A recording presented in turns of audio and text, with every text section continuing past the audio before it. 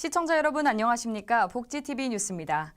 2019 기해년 새해를 맞아 장애계 단체가 신년 인사를 통해 희망찬 포부를 다지는 자리를 가졌습니다.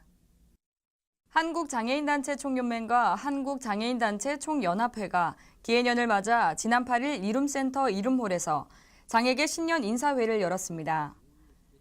2019년 장애계는 장애인 등급제 폐지와 같은 변화를 앞둔 만큼 이번 신년 인사회에서는 고령장애인 지원 방안 마련과 장애인 이동권 확보, 재난안전대책 마련 등 장애계의 희망찬 미래를 공유했습니다.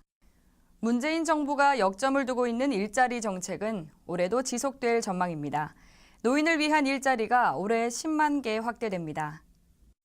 보건복지부가 올해 노인 일자리 및 사회활동 지원 사업을 양적으로 대폭 확대하고 일자리의 질 또한 개선한다고 밝혔습니다.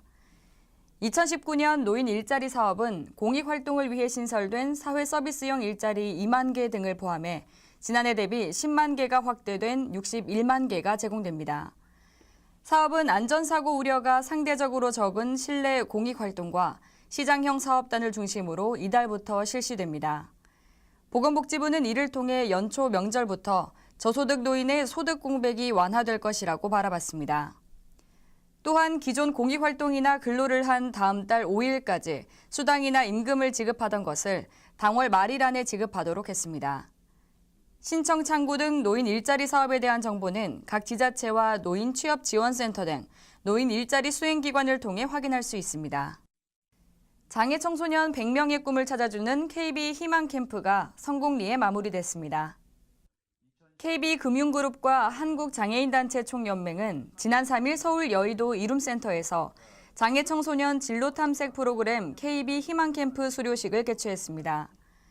KB 희망캠프는 진로 멘토링 프로그램으로 장애 청소년과 멘토가 1대1로 팀을 이뤄 맞춤형 진로 계획을 수립하는 프로그램입니다. 이번 KB 희망캠프는 지난해 5월 오리엔테이션을 시작으로 여름 캠프와 직업 체험, 꿈 발표회, 수료식까지 약 8개월간 진행된 장기 활동으로 이루어졌습니다. 한편 2019 KB 희망캠프의 신입생은 오는 4월 모집할 예정이며 자세한 사항은 한국장애인단체 총연맹으로 문의하면 됩니다. 저출산 문제가 심화됨에 따라 정부에서도 아이 낳고 키우기 좋은 환경을 만들기 위한 노력을 기울이고 있는데요. 경력 단절과 독박 육아 등을 막기 위한 여러 움직임이 올해는 좀 더 두드러질 것으로 보입니다. 정두리 기자입니다. 부지런히 바느질을 하는 손길. 한쪽에선 완제품을 정성스레 포장합니다. 애를 키우거나 몸이 안 좋아 일을 쉬던 디자이너들이 의기투합했고 공공기관에서 사무실을 지원받아 스카프 회사를 차렸습니다.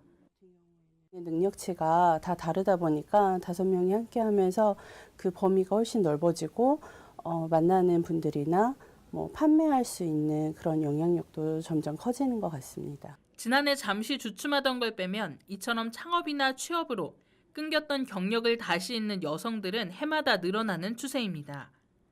또 다른 저출산의 원인, 여성 독박 육아를 막는 아빠 육아도 점차 확산되고 있습니다. 아직 2만 명이 채 안 되긴 하지만 육아휴직에 나서는 남성 역시 꾸준히 증가하고 있습니다. 정부는 올해부터 육아휴직 급여 상한액을 높이고 눈치 주는 기업에 대한 근로감독을 강화합니다. 돈만 잘 버는 아빠에서 함께 아이를 키우는 아빠로 문화를 바꾸겠다는 겁니다. 물론 갈 길은 멉니다. 재취업 교육을 하는 수업 시간에도 상당수 엄마들이 아이를 데려옵니다. 바뀌고 있다고 해도 아직 육아가 여성만의 몫인 경우가 많은 게 현실입니다. 다시 사회에 재진출을 하려고 해도 그 전일제 근무보다는 유연 근무 같은 걸 통해서 육아를 같이 병행할 수 있는 그런 직업을 찾는 경향도 많다고. 앞서 우리와 같은 저출산을 겪다 성평등과 일가정 양립 문화 정착으로 출산율 반등에 성공한 유럽 국가의 뒤를 따라갈 수 있을지 이제 남은 시간이 많지 않습니다. 복지TV 뉴스 정두리입니다. 법적 소송을 하려면 적지 않은 변호사 선임 비용이 큰 부담이죠. 특히 경제적으로 어려운 저소득층에게는 더욱 큰 문제입니다. 이에 따라 경기도가 저소득층의 행정심판에 국선 변호사를 지원합니다. 정두리 기자가 보도합니다. 작은 포장마차를 운영하는 김영희 씨. 2년 전 광명시로부터 2개월 영업정지 처분을 받았습니다. 청소년에게 술을 팔았다는 이유에서였습니다. 그러나 김 씨는 억울하게 혐의를 받았다며 행정심판을 청구했습니다. 하지만 이 과정에서 또 한 번의 마음고생을 했습니다. 영업정지 2개월이라는 걸 받고 나니까 제가 2개월 동안을 쉬게 되면 가게 월세부터 시작을 해서 이런 걸 하다 보면 한도 끝도 없는 거예요. 그러니까 근데 거기에 변호사까지 선임할 수 있는 그런 상황은 못 되는 거죠, 진짜. 300만 원이 넘는 변호사 선임 비용이 만만치 않았기 때문인데 결국 김 씨는 변호사 없이 싸워 가까스로 감경을 받았습니다. 이렇게 저소득층은 행정심판을 받게 됐을 때 거금을 들여 변호사를 선임하기 어려운 상황.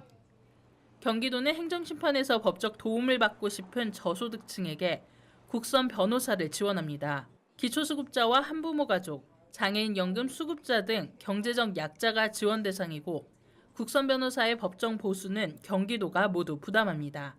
경제적인 부담 때문에 대리인을 선임하지 못하는 경우가 많이 있었습니다. 이런 분들에게 국선 대리인을 선정을 해드리고 필요한 법적인 조력을 드리기 때문에 보다 자신의 주장을 충분히 효과적으로 펼칠 수 있게 됩니다.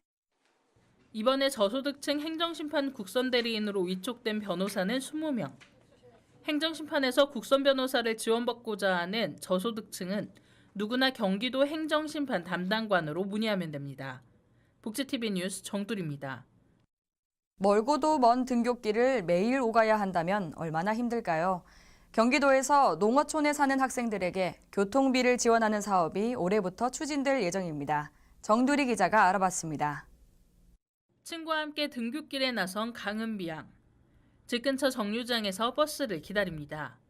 학교까지는 10km.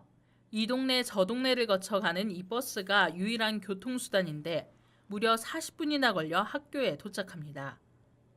저보다 훨씬 늦게 나와도 저보다 일찍 도착하고 그런데 멀고 가는 시간도 좀 불편하고. 농어촌 지역 대부분 마을과 읍내 사이가 멀기 때문에 장거리 통학하는 학생들이 허다합니다.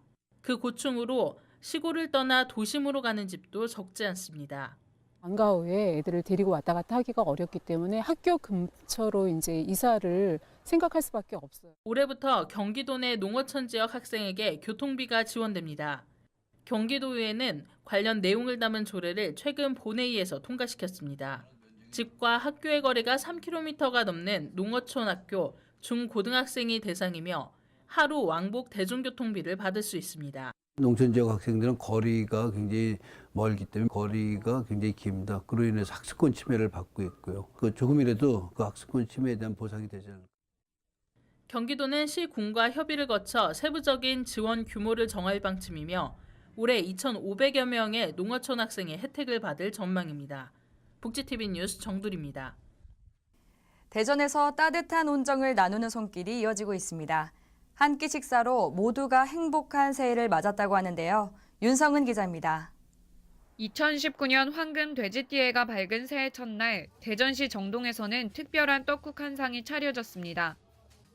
10여 년째 대전역 인근 노숙인과 쪽방촌에 거주하는 소외계층을 대상으로 식사와 숙소를 제공하고 있는 은총교회에서는 떡국과 선물을 준비해 새해 첫날 오갈 데 없는 사람들에게 따뜻함을 선사했습니다.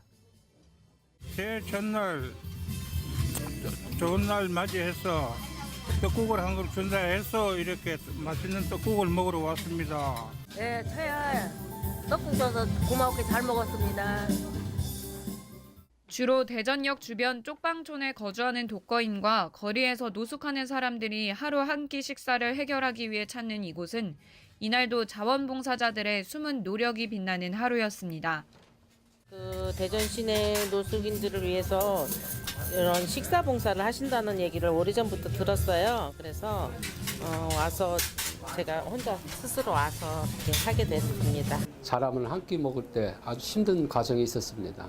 저희 어려움 때문에 제가 어려움을 겪고 나니까 어려운 분들을 위해서 이렇게 좀 저도 삶을 드려야 되겠다. 이제 그런 의도에서 시작된 것이 벌써 10년 됐네요. 끝까지 그냥 변함없이 이렇게 사랑을 나눌 수 있는 장소가 최고 저의 그 간절한 소망입니다.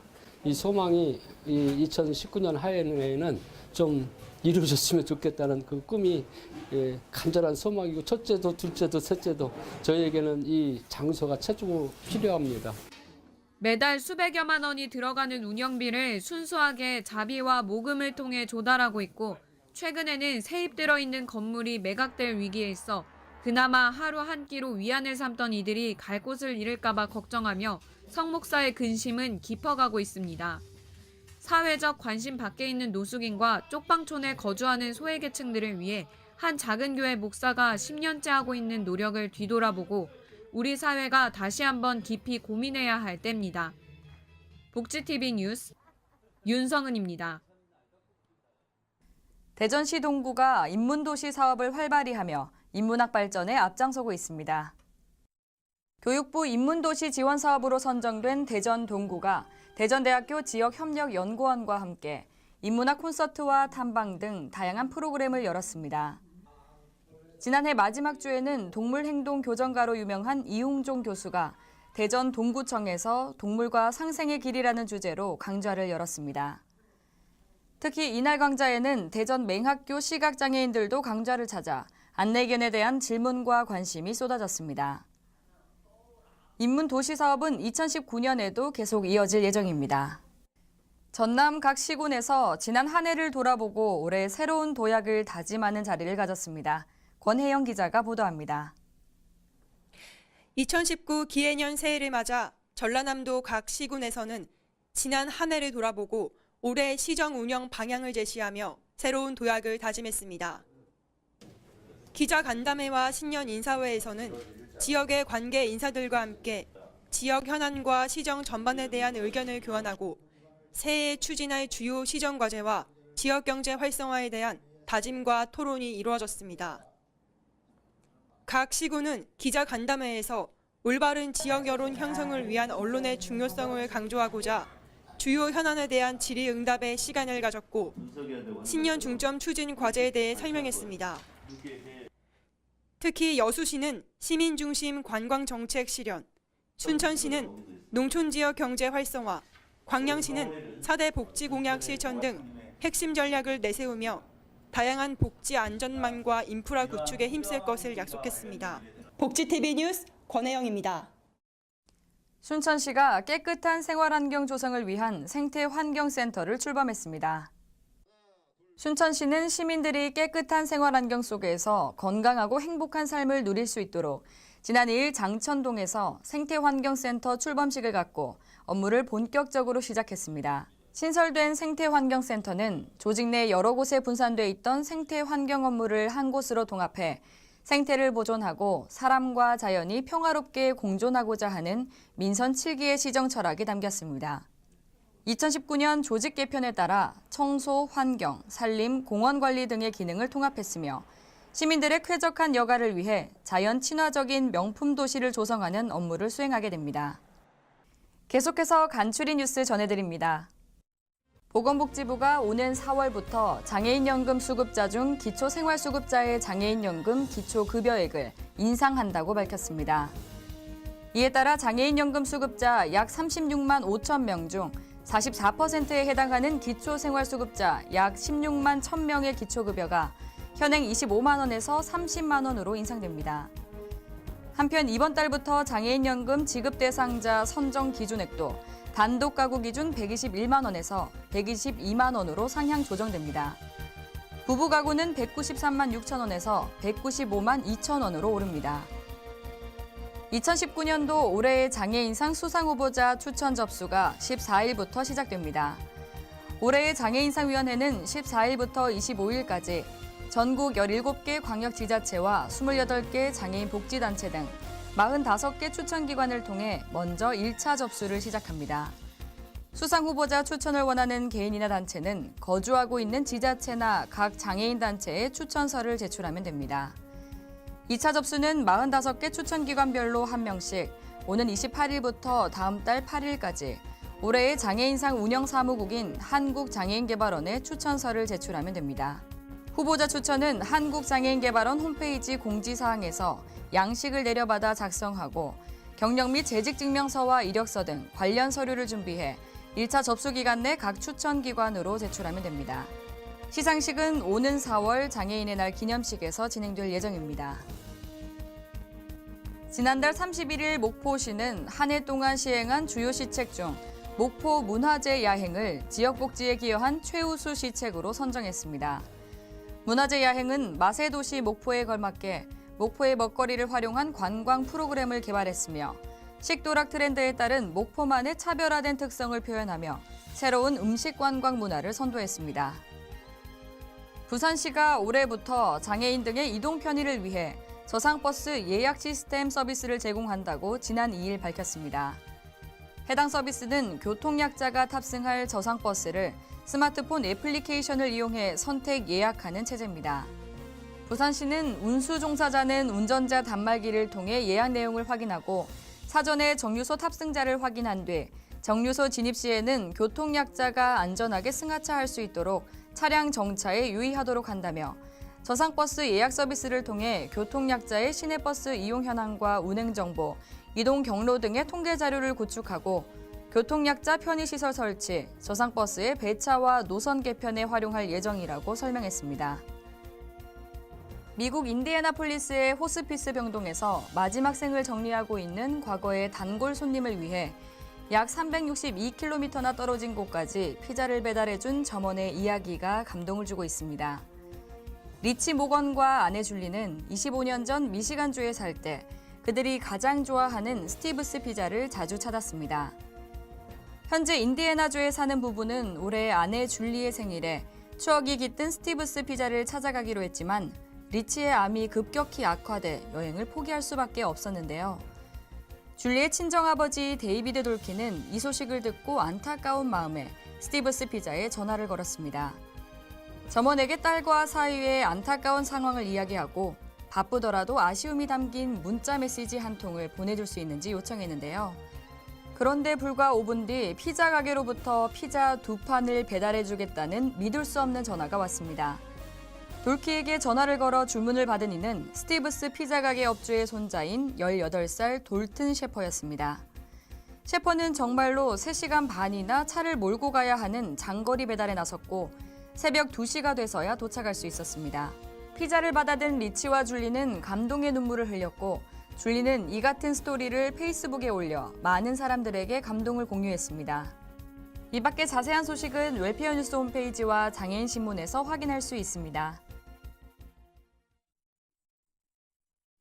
새로운 해가 시작됨에 따라 여러분도 새로운 다짐 세우셨을 텐데요. 거창한 목표는 작심삼일이 되기 쉽다고 합니다. 낙담하지 않는 마음가짐과 결과보다는 과정에서 보람을 찾는 노력으로 작은 목표부터 실천해 나간다면 2019년 보람된 한 해를 보낼 수 있으리라 생각합니다. 여러분의 모든 다짐을 복지TV가 항상 응원하겠습니다. 이상 복지TV 뉴스를 마칩니다. 시청해주신 여러분 고맙습니다. 우리 주변에서 일어나는 불공정한 사례부터 억울한 사연, 따뜻한 미담까지 장애인 신문과 웰페어 뉴스 홈페이지를 통해 보다 다양한 소식을 접할 수 있습니다. 시청자 여러분의 제보를 기다립니다. 웰페어 뉴스 홈페이지 또는 전자우편, 전화번호 02-2655-9519로 많은 제보 바랍니다.